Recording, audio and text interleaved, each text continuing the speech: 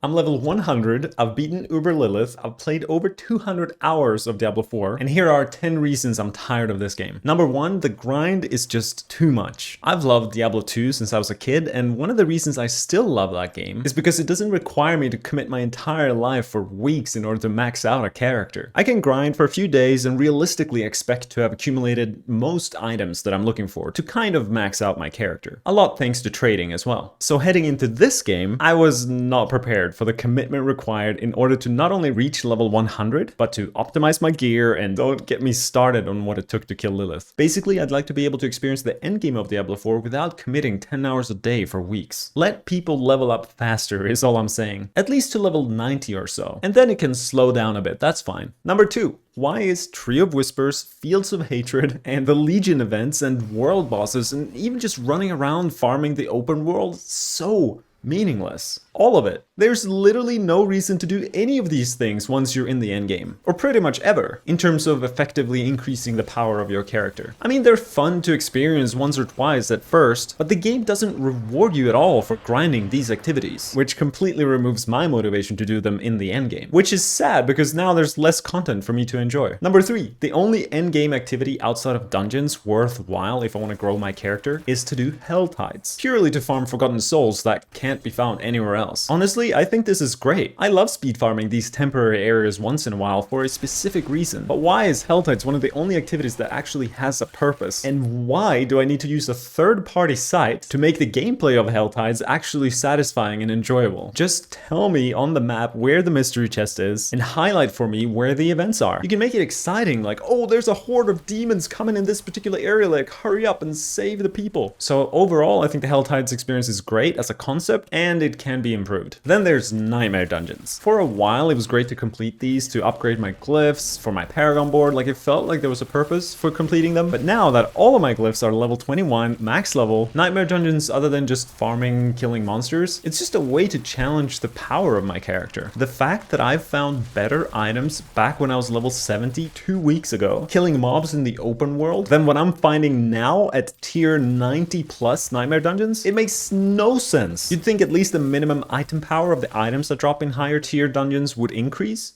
But no, I am literally punished for spending my time trying to do harder content. The most efficient use of my time would be to speed farm tier 40 dungeons in groups. It sounds awful and boring. No, thank you. Speaking of harder content, beating Uber Lilith as a solo rogue took me over 1600 attempts over 9 days. You should check out the video to see my misery if you haven't already.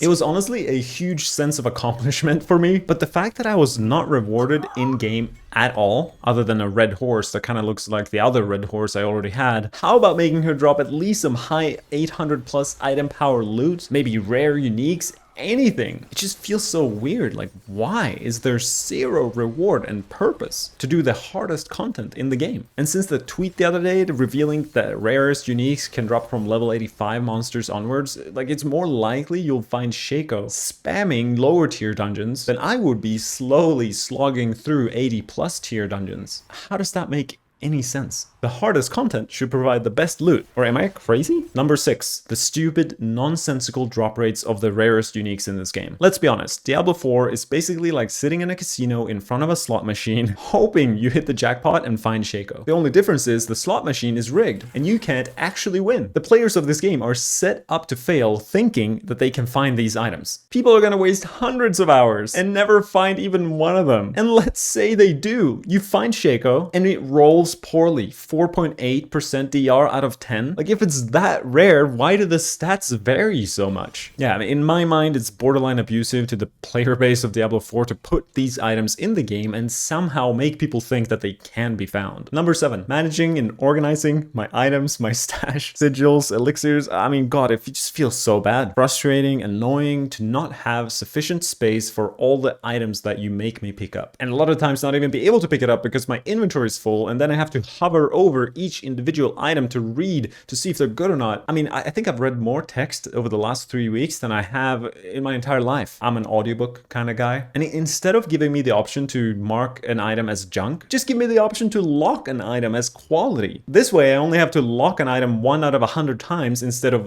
junking an item 99 out of 100 times. Number 8, we had 2 beta weekends, a server slam, and right now we are in the 4th beta of Diablo 4. It's hard to accept this because it's technically not true. We can all play the full game, we paid for it, right? But it's definitely a work in progress. And we knew this coming into the launch of this game, but there's so much that would improve the experience of playing this game. And I am surprised most of the obvious changes that would make this game better have not been implemented yet. Number 9, there's not enough build altering aspects or uniques. There's a select few items that are fun that I tend to gravitate towards, which is a great starting ground. There's not many items that allow for creativity. A lot of it's just bonus damage, bonus armor, and 90% of builds ends up using the same ones. I'm definitely excited for more build variety in the future. You know, different ways to deal more damage, different ways to be more tanky. Finally, number 10, the concept of trading in this game is amazing. I kind of like that you can pretty much only trade rare items and that in-game gold has become a trading currency, but how do I find people selling the items that I'm looking for? Or people who want to buy the items that I have? Do I have to use third-party sites or random discords? This seems crazy to me. Here's a free tip for Blizzard. Have a look at the systems of the most successful trading sites out there. Have a brainstorm and look at ways to improve them and put it inside your game. It's shocking to me that features like this aren't there for launch. I mean, there already is a shop. You could just implement a basic system in there allowing people to list their items. I'm sure Blizzard will make some extra sales just from people having to click on that tab in order to do their trading. Whatever they end up doing, an in-game way to actually trade seems like a no-brainer move that would bring the community together instead of spreading it out across a bunch of third-party sites. In summary, I love this game. I wouldn't have played over 200 hours if I didn't. And if I came across harsh in this video or something, it's because I care. This game just has so much potential. The key problem is just that there are some cracks in the foundation that need